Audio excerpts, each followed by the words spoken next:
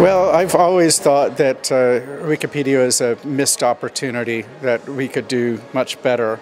A few years ago, I had the notion that what we really ought to be doing is cataloging all of the encyclopedia articles that are already out there in the world and creating a neutral platform that people could use to rate them all. And then encourage people to write more. And I think that if we were to do this would create a knowledge marketplace that would enable humanity, basically, finally, to represent the best of its knowledge in the most readable fashion. And such a thing just doesn't exist.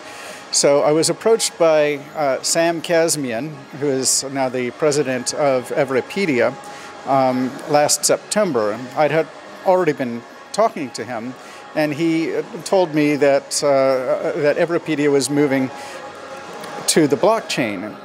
Well, Everipedia is a fork of Wikipedia, and they've also added 1 million of their own articles as well.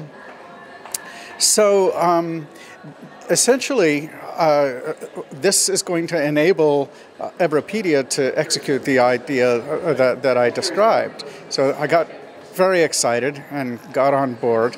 And that's really not the only reason, though.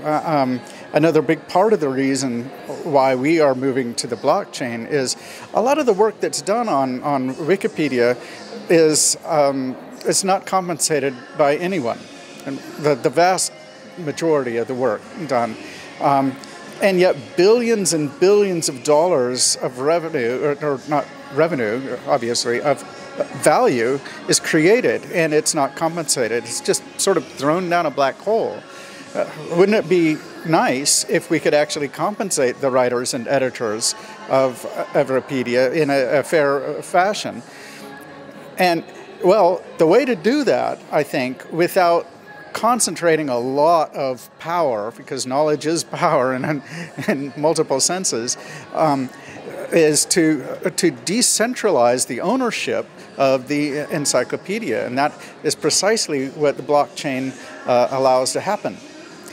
And there's other things. For example, it would be very difficult to censor an encyclopedia that is built on the blockchain, because you can't shut down all the nodes, and all of the apps that will be created that use the information from the Everipedia network, the blockchain, they will all be up to date. Unlike Wikipedia, Wikipedia is like the main site. Everipedia, the Everipedia network is going to be a network of apps that are all up to date, and they're all sort of equals in contributing to a global resource.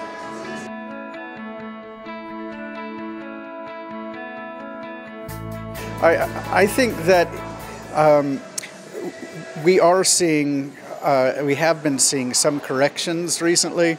And I think we'll continue to see some corrections. Who knows how big the corrections will be, and when they will happen, and why they will happen when they do, and so forth.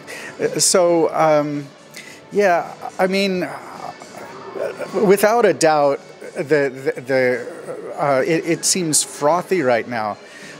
On the other hand, Bitcoin and cryptocurrencies are not going anywhere.